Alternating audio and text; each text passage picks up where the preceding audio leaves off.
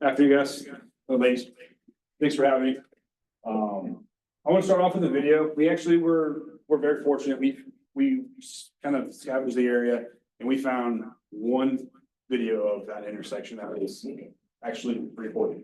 There was a couple cameras nearby.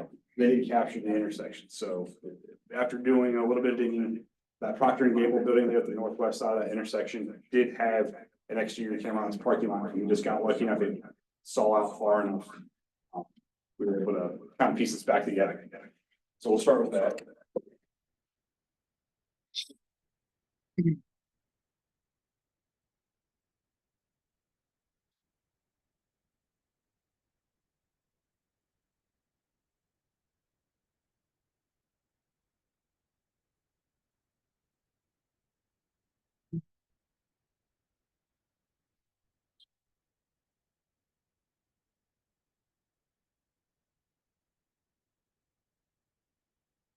You guys see a video I'm sharing with? Yep. Yeah. Okay.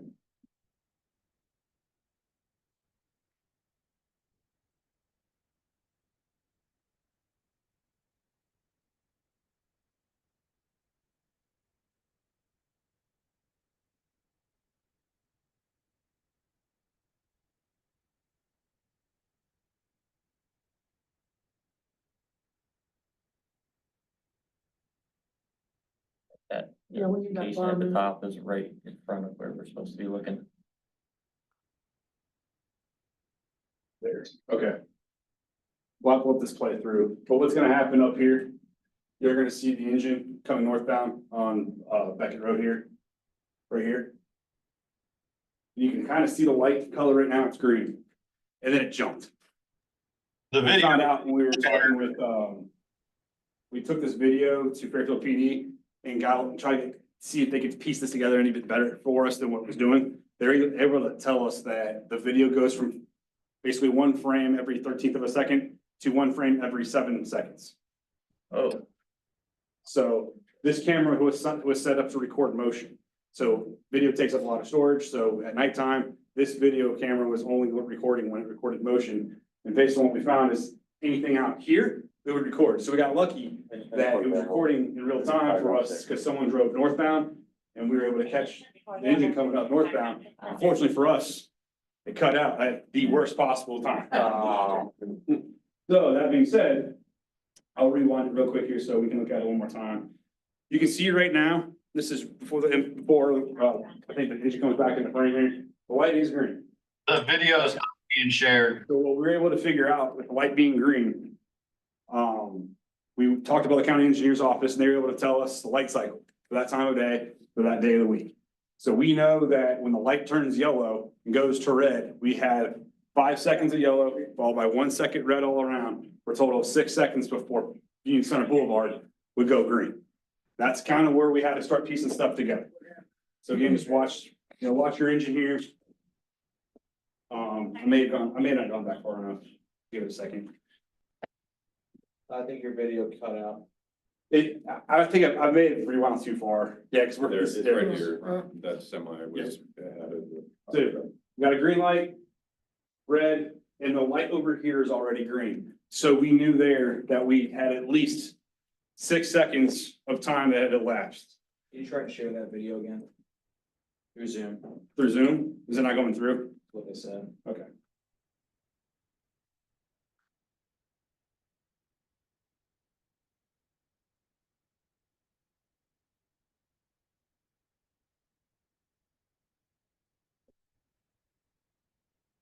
See it now? We can see that.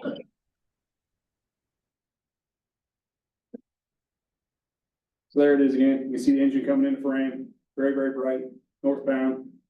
Skips, red, green light on Union Center Boulevard. So we were a little PO'd when we saw this because we were like, man, we thought we had a great video of this crash, like open and shut case. So what we did, after we figured out the time and all that, we had to basically figure out where the truck was about 6 seconds before the video cut out. And because we could kind of pinpoint, we have an idea of we know that we can account for 6 seconds because we know what the light cycle did. We also found out that there's 7.7 seconds in between frames. So we know that the video and the light cycle, that light cycle fully in that 7.7 seconds. So we can say with confidence that we moved you guys back so far. We knew where you guys were roughly at 6 seconds before the crash. So that's what we ended up doing. So I know this is kind of getting into the weeds with some mathematics, but see if I can pull up. I'll share this too with you guys. Hold on.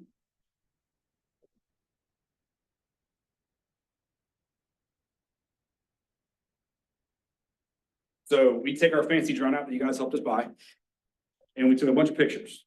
And with those pictures, it creates this little diagram. So what you're seeing here is all these different measurements.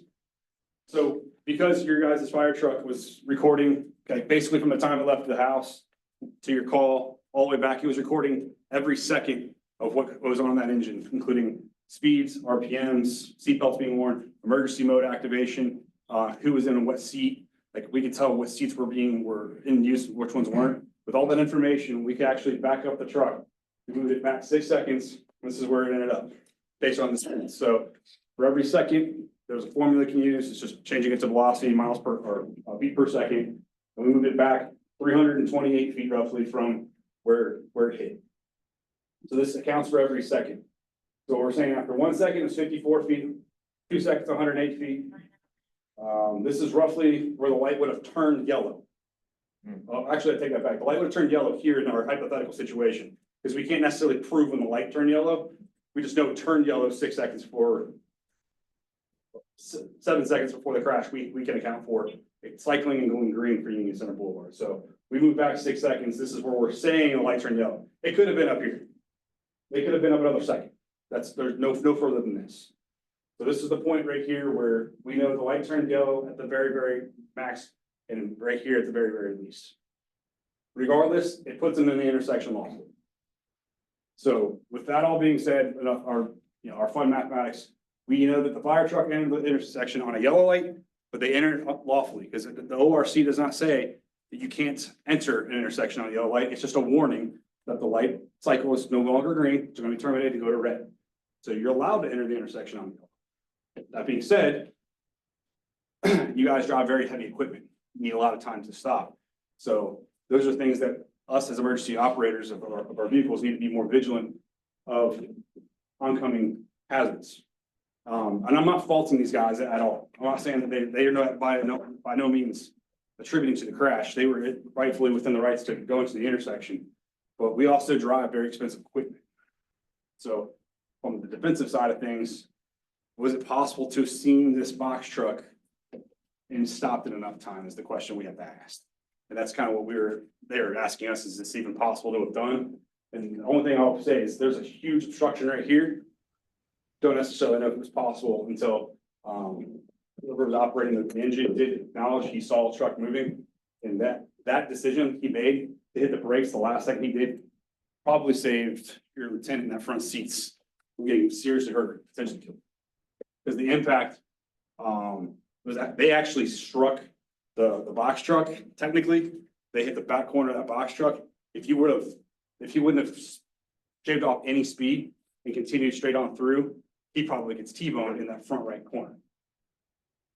You probably have a completely different outcome of what happened, rather than everyone walking away from this thing with some bumps and bruises or some minor concussions.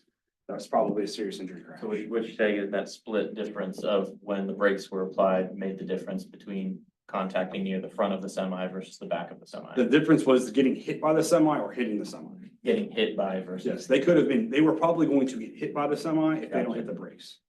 If you guys, Firefighter Diesel did hit the brakes, when he did, he had about a second worth of braking before impact, which if we're using this, puts him about right here.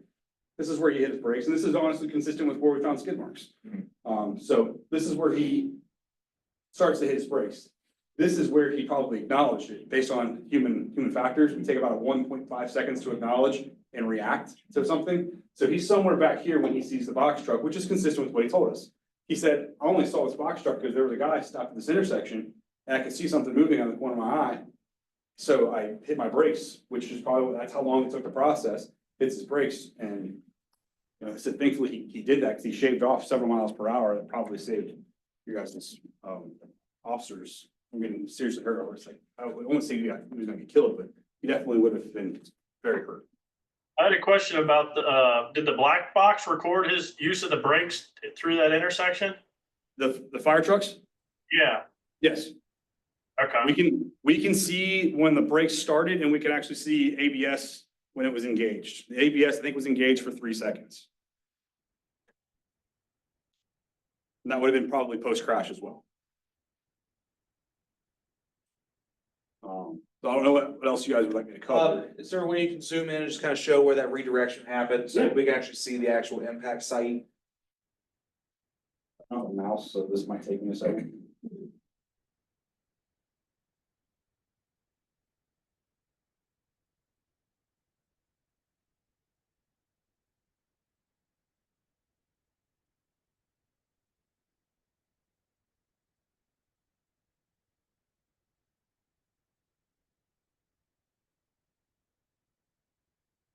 So right here is what we said was the area of impact, is where they hit.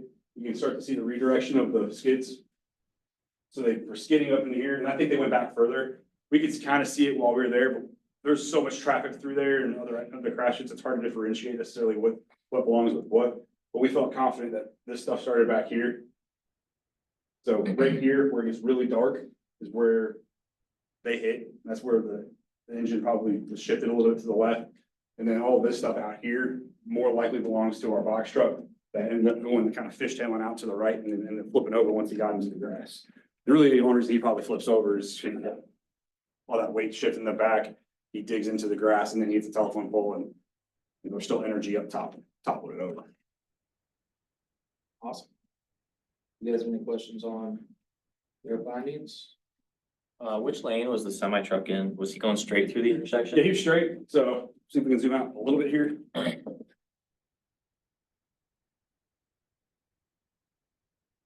He would have been in this lane right here. Okay, so just next to the right. Yeah, right-hand and not turn. we call this lane 1, lane 2, and the turn lane here. So we've been in lane 2 going westbound. He claims the story we got from him, we were able to debunk pretty quickly with this video. And not to get too much in the weeds because it is still open litigation. There were some issues with their truck as well.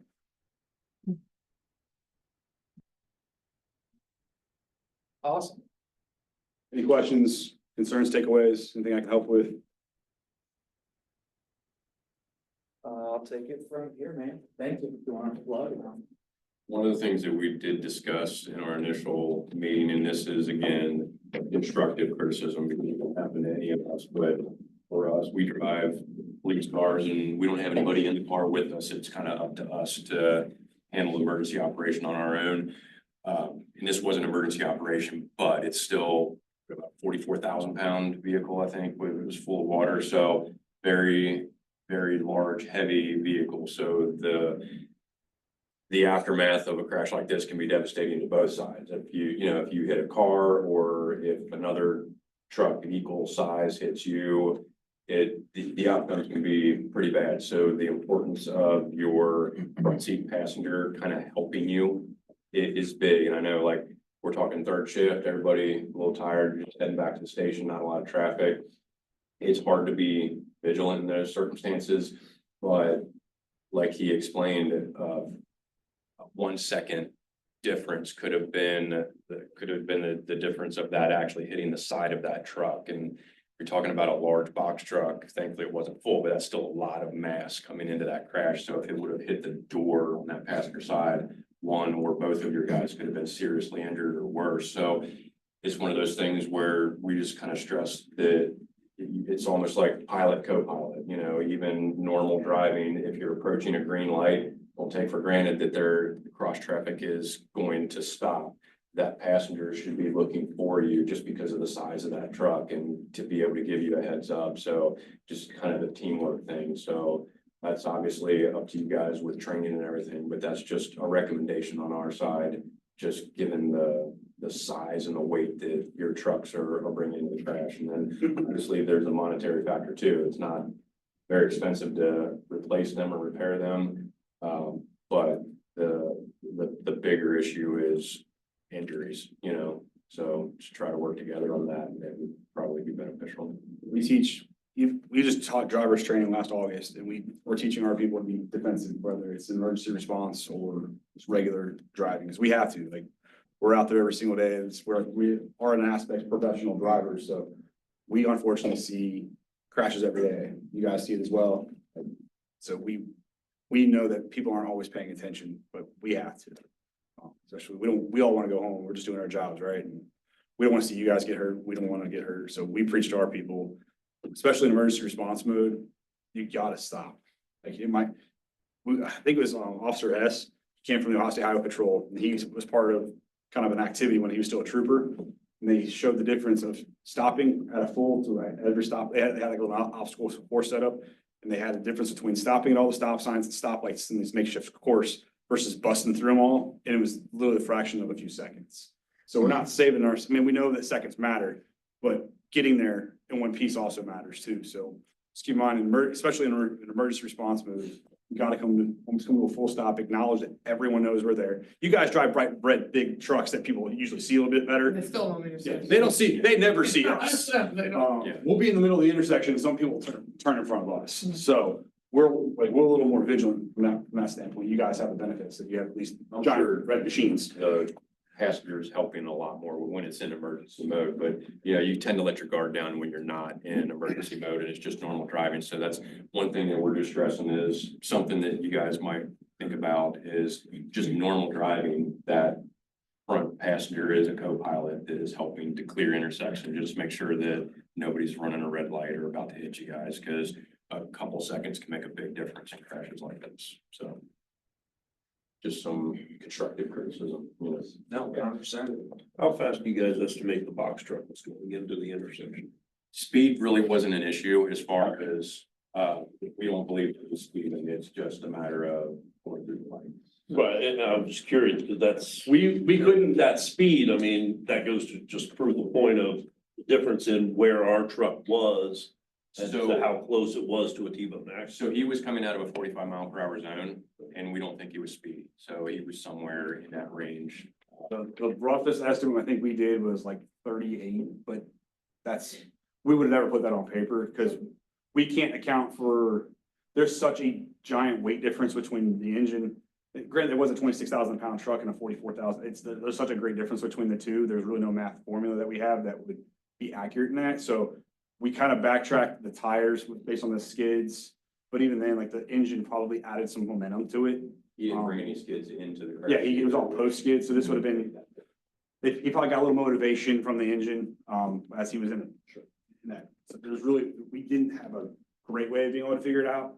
And that thing was so old, it's a 2011, it didn't have a, what we call an EDR, electronic data recorder on it.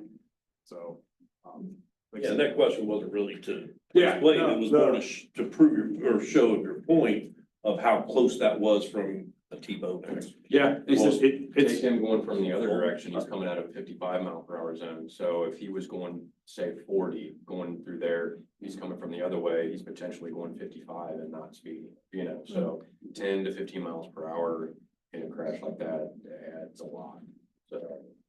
Changes reaction times, changes damage, obviously, so. that almost will, yeah, said that the fact that firefighter Eagle saw something and had a little bit of time to react, so he had about a second worth of braking before impact, made a big difference in injuries. Well, thank you, fellas. We'll finish this up here in just a minute, but I appreciate you coming in and showing that. Yeah, thanks, guys. I think that's pretty good, right? So, as these guys are getting out of here, and just to, again, reiterate, the things that Officer Ryan and everybody else has been saying, so, on this investigation, right, we've never really done a job of like explaining our findings of an investigation, right? So, because of the monetary value of this, because of the, obviously the publicity of it, not that those are the sole reasons for opening an investigation, but for potential litigation, for, the purpose of an investigation is fact finding, right? So were we at fault? Are they at fault? Is no one at fault? Is this an accident? So number one, we opened this investigation, did this, and Diesel is in the right. Right, so the investigation shows that firefighter Diesel was in the right.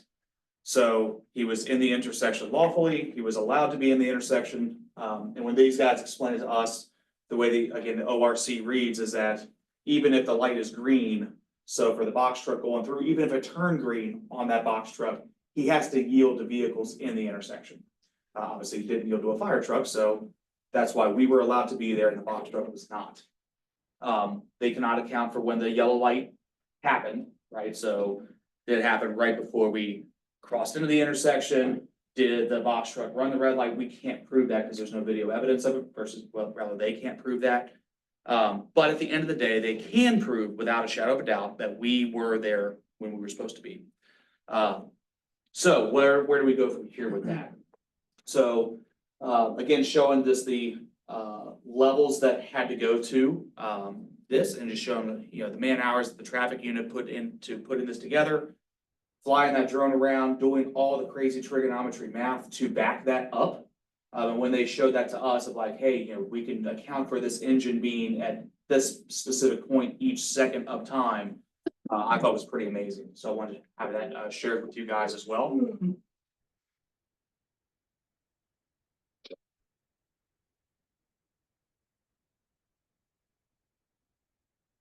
That was up in the corner. 74. It was up in the left-hand corner. That's I think you might have your invitation box. Yeah.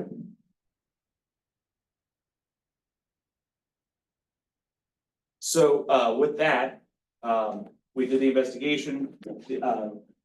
When you do an investigation, this is just more for like union stuff, if you will. So there's a thing that gets into Garrity, and I'm not the big Garrity expert, but I did go to an investigation class a month and a half ago, 2 months ago. Came back and this is what was done to my lab literally the next day. So when it comes to Garrity, we can't really question you if we think it's going, so as the fire department investigator, I can question you about actions, but if I find there's criminal stuff behind that, and traffic's kind of weird, even though there's a criminal component to that, right? You know, you broke the law. Obviously he did not. But if I question you and it's going to derail a police investigation, we can't question you. So some of the questions like, why is this taking so long? You know, this is an open and shut case.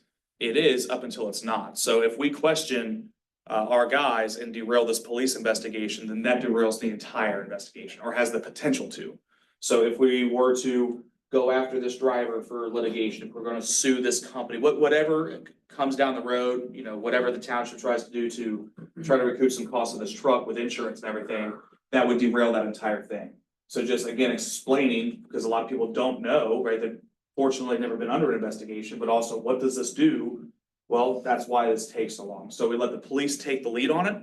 One, because they're traffic investigators, they're doing all the thing, this is their purview. The reason that we wanted Westchester to do it is just because of how great our traffic guys are. So there were some questions on some impropriety, like, you know, hey, is that kind of keeping it internal? Yeah, I can have that air of influence, but these guys literally were completely impartial and unbiased. And actually told us some things to go forward in the future, which we'll share here in just a second. Bottom line, if we were to try to bring in, say, Butler County START or some other agencies, they could probably pull it off, but they're not nearly as vested as these guys were. So just the hours of trying to track down that one video, which is on top of the P&G building. I mean, they canvassed for a quarter mile in all directions trying to find video footage, and there's not. So with that, I'll pause for a second and take any questions, and then we'll wrap this up.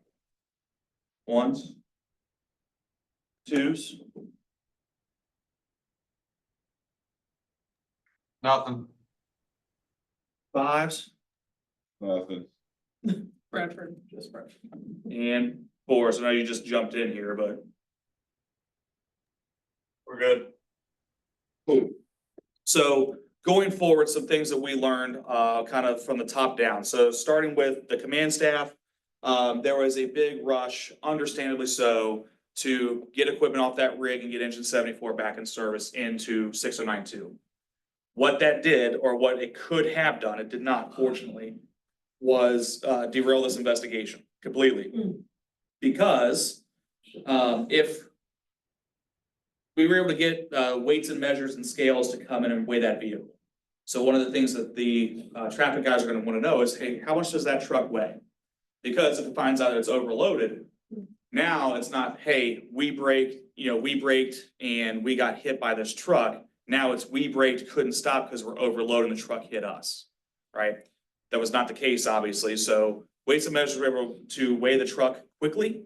And then we were able to take the stuff off, but for the investigators to go back and relook at that, re-examine the vehicle, now all the stuff that was there is now gone, right? It's just an empty shell of a truck. So in the future, we've talked about as the command staff having a chain of custody and a chain of evidence to make sure that doesn't happen. So what does that do on the other end? Well, when we're in these kinds of crashes, it's going to basically take a truck out of service for a little bit longer, right? There's the option of obviously purchasing more equipment, outfitting all the reserves. We've had that pipe dream for about 20 years here. And we still have it, but the issue is like, how do we get this truck back in service? The other point to this all is that even though we did everything right, so firefighter Diesel, for the most part, firefighter Diesel was doing his job, right? He was going below the speed limit. He was, driving back. Everyone was seat belted. He was not driving recklessly. He was operating that vehicle as a true professional that he is. That being said, something still went wrong, right? So I think the bigger point of that is even when we're doing the right things, bad things can occur. So, like the officers talked about, having that co-pilot, and I'm just as guilty as the next guy, and I will fully admit that when I was the company officer, you're coming back, it's in the middle of the night or anytime, you're on your phone, you're sending texts, you're not necessarily distracted, but you're relaxed, right? When we're lights and sirens, we're hyper vigilant. I'm clearing intersections, I'm scanning, I'm watching for hazards. Again, I've been in 2 of these. When you're routine driving, your guard is way down. And so we have to kind of change that practice and change that thought process. And that's why we're doing this kind of EVOC training, reinforcing the good habits and trying to break some of the bad. Things that could be potentially coming down the pipeline, being fully transparent, is options of cameras in the cabs. So we've looked at that. And before everyone gets heartburn about those, that potential is still being looked at and talked about. We have zero intention of audio, and I have zero intention of inward facing cameras. So what we want is a dash cam that faces out for this event. What the police officers told us, because we were really against the whole camera idea, was that, really realistically, Axon body cameras have saved a lot of their careers. And in today's society, all of us have a camera in our pocket anyway. A lot of CDL drivers, a lot of public safety vehicles already carry these, and we're already being recorded when we leave the station. As soon as that battery switch is powered on, all of that data is being recorded to the black box on all of our vehicles. That's an NFPA standard. So adding a potential for a camera to be facing out so that we can see, hey, what happened? That camera doesn't necessarily record. My wife has one in her car, and it's basically like a 30-second loop. So, and then if it hits an impact or it gets impacted, then it goes back and records 30 seconds.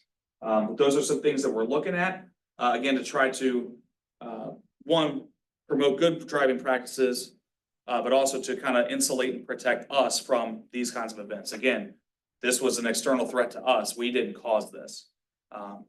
But is there potential for us to have avoided it, done something better?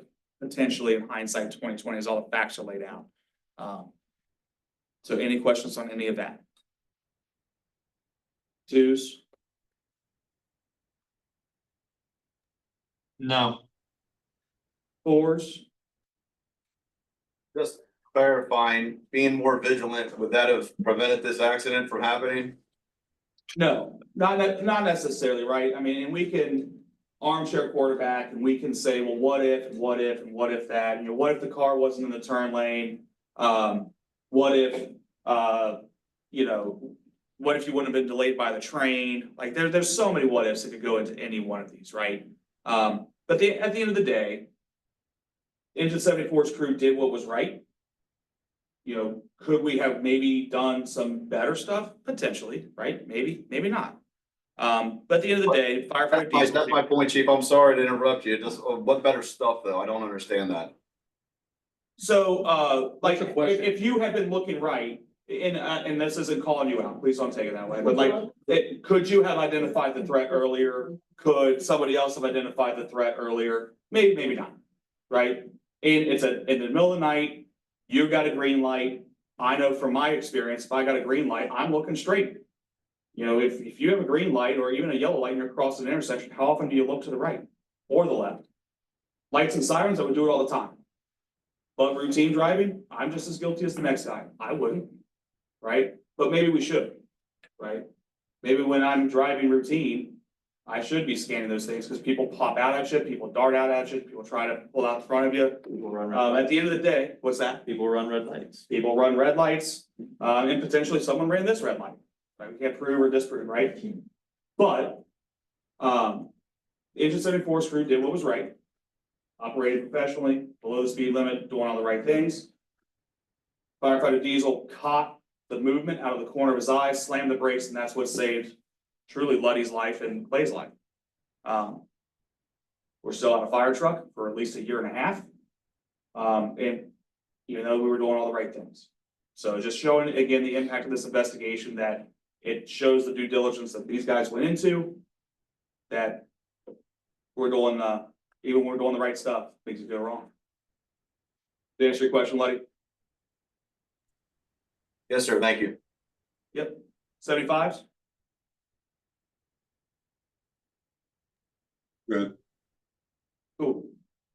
So again, showing the investigation, for those of you that missed the first part and showing, you know, the video and all that stuff, it'll be sent out, via recording. I'll log us all.